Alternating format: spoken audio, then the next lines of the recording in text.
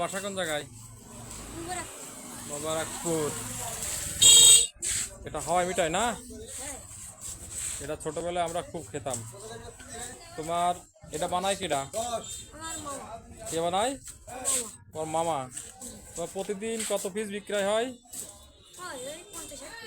50-60 piece. কত করে piece বেচো? 10 টাকা। এটা কি তুমি প্রতিদিন বিক্রয় করো? হ্যাঁ, মানে প্রতিদিন রাজগঞ্জ বাজারে ঘুরে ঘুরে বেচো? হ্যাঁ।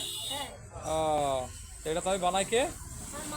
তোমার মামা। তুমি কি কিনে নিয়ে আসো না মামা বিক্রি?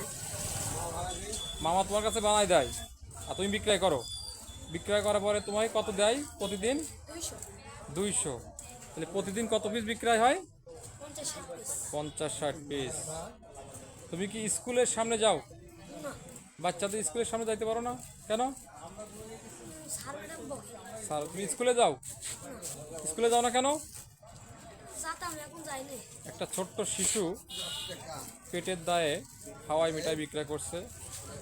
ওকে স্যালুট, যে ওর পরিবারকে, ও পরিবারের সংসারকে চালানোর জন্য ও হাল ধরেছে। এই যে আমার এক চাচা ওই বাচ্চাটার কাছ থেকে হাওয়াই মিঠাই কিনলো।